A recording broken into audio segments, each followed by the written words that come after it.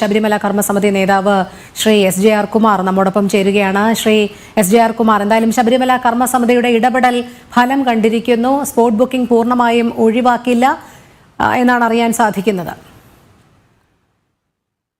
വളരെ ആശ്വാസം നൽകുന്ന ഒരു കാര്യമാണ്.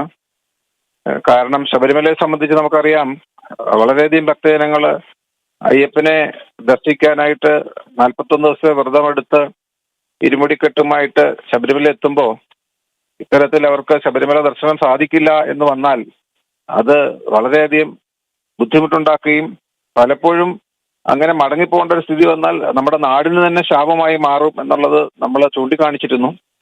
അതുകൊണ്ട് അത്തരം ഗൗരവമുള്ളൊരു വിഷയമാണതെന്നും ഭക്തജനങ്ങളെ ഒരു കാരണവശാലും അത്ര ഒരു സന്ദർഭത്തിൽ മടക്കി അയക്കാതെ മറ്റ് പരിഹാരം കാണുമെന്നും കഴിഞ്ഞ ദിവസം നമ്മൾ ദേവസ്വം ബോർഡുമായിട്ട് സംസാരിച്ചപ്പോഴും നമ്മൾ അത്തരം ഒരു സൂചന നമുക്ക് കിട്ടിയിരുന്നു. പക്ഷെ നമ്മൾ മനസ്സിലാക്കിയത് അന്നേ ദിവസം തന്നെ കേരള നിയമസഭയിൽ സർക്കാരിന്റെ ഒരു നീക്കം, പ്രത്യേകിച്ച് ദേവസ്വം മന്ത്രി പറഞ്ഞത് നമ്മളെ ബുദ്ധിമുട്ടിച്ചു. പക്ഷെ എന്തായാലും അവരത് പുനരാലോചിച്ച് ഈ പ്രശ്നം കൃത്യമായിട്ട് മനസ്സിലാക്കി നമ്മളതിന്റെ എല്ലാ വശങ്ങളും നേരിട്ട് ദേവസ്വം ബോർഡിനെ അറിയിക്കുകയും കൂടാതെ നമ്മുടെ നിവേദനം വഴി വളരെ കൃത്യമായിട്ടും ഇതിൽ ഇടപെടേണ്ട വിഷയത്തെക്കുറിച്ചും എന്താണ് അതിന്റെ പ്രാധാന്യം എന്നും വളരെ വ്യക്തമാക്കിയതിന്റെ അടിസ്ഥാനത്തിൽ ഇത്തരം ഒരു തീരുമാനം, അതായത് സ്പോട്ട് ബുക്കിംഗ് പൂർണ്ണമായി ഒഴിവാക്കില്ല, പകരം സംവിധാനം ഉണ്ടാവും എന്നറിയുന്നതിൽ വളരെയധികം സന്തോഷമുണ്ട്.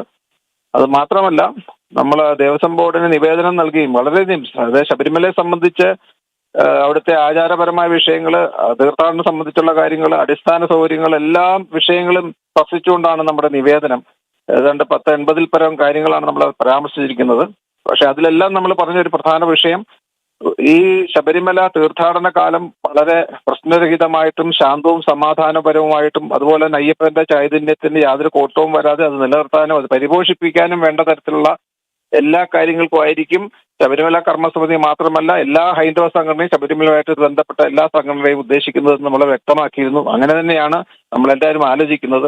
അതുകൊണ്ട് ഏതൊക്കെ തരത്തിൽ ഈ പ്രശ്നങ്ങൾ ശബരിമലയിലുണ്ടോ അത് പരിഹരിക്കുന്നതിന് വേണ്ടിയിട്ട് നമ്മളാൽ കഴിയുന്ന, ഹിന്ദു സമൂഹം ക്ഷേത്ര വിശ്വാസികളാൽ കഴിയുന്ന എല്ലാം ചെയ്യുമെന്ന് നമ്മൾ ഉറപ്പു നൽകിയിരുന്നു. അതുകൊണ്ട് തീർച്ചയായിട്ടും എനിക്ക് വീണ്ടും പറയാനുള്ളത്, ഇത്തരത്തിൽ ഭക്തജനങ്ങളുടെ ബുദ്ധിമുട്ട് മനസ്സിലാക്കി ഈ കേരള സർക്കാരും അതുപോലെ തന്നെ ഇവിടുത്തെ എല്ലാ വകുപ്പുകളും പ്രത്യേകിച്ച് ദേവസ്വം ബോർഡും ഭക്തർക്ക് അനുകൂലവും അവിടെ ബുദ്ധിമുട്ടില്ലാതെ കാര്യങ്ങൾ ദർശിക്കാനും അയ്യപ്പനെ ദർശിക്കാനും അതുപോലെ അടിസ്ഥാന സൗകര്യങ്ങളുടെ ബുദ്ധിമുട്ടുകൾ പരിഹരിക്കാനും ഒക്കെ നടത്തുന്ന എല്ലാ ശ്രമങ്ങളിലും നമ്മുടെ എല്ലാം സഹകരണം പൂർണ്ണമായിട്ടുണ്ടാകും.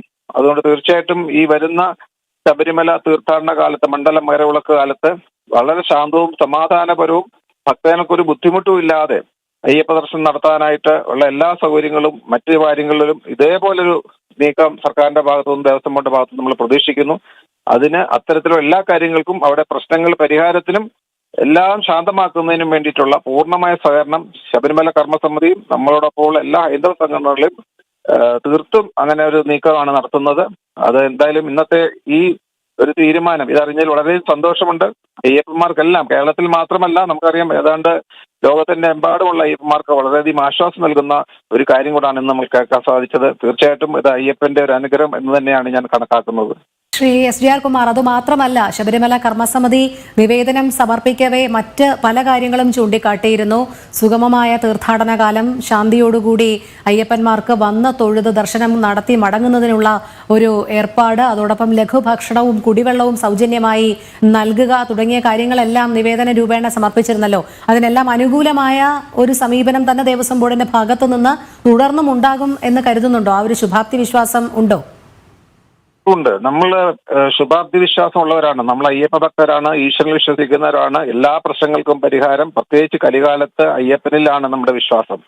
അതുകൊണ്ട് ഈ ഇടക്കാലത്തുണ്ടായ പ്രശ്നങ്ങളെല്ലാം പരിഹരിച്ച് ശാന്തവും സമാധാനവും ഒരു തീർത്ഥാടനം മാത്രമല്ല, ഇവിടെ സൂചിപ്പിച്ചതുപോലെ ഈ ശബരിമലയിലേക്കുള്ള യാത്ര, അതുപോലെ തന്നെ പമ്പയിലുള്ള ആചാരപരമായ പമ്പാ സ്നാനം, പമ്പാ സദ്യ, അതുപോലെ തന്നെ അവിടുത്തെ തർപ്പണം ഇത് തുടങ്ങി പമ്പ മുതൽ സന്നിധാനമുള്ള യാത്രയിൽ ഉണ്ടാകുന്ന ബുദ്ധിമുട്ട്, ആരോഗ്യ പ്രശ്നം, മലമൂത്ര പ്രശ്നത്തിനുള്ള സൗകര്യങ്ങൾ, ശബരിമല എത്തിക്കഴിഞ്ഞാൽ, സന്നിധാനത്ത് എത്തിക്കഴിഞ്ഞാൽ അവിടെ വേണ്ട അടിസ്ഥാന സൗകര്യങ്ങൾ, അതുപോലെ തന്നെ വളരെയധികം ക്യൂ നിൽക്കാതെ, നമ്മളൊക്കെ ശ്രദ്ധിച്ച വിഷയം, നമ്മളെ ക്യൂ നിൽക്കുമ്പോൾ ഉണ്ടാകുന്ന ബുദ്ധിമുട്ട്. അത് മാത്രമല്ല, ക്ഷേത്രത്തിൽ ഒരിക്കലും പാടില്ലാത്ത തരത്തിൽ അവിടെ നിർമ്മിച്ചിരിക്കുന്ന ഫ്ലൈ ഓവറിനെ കുറിച്ചൊക്കെ നമ്മളന്ന് ചർച്ച ചെയ്തു. അതൊക്കെ മാധ്യമങ്ങളൊക്കെ റിപ്പോർട്ട് ചെയ്തു.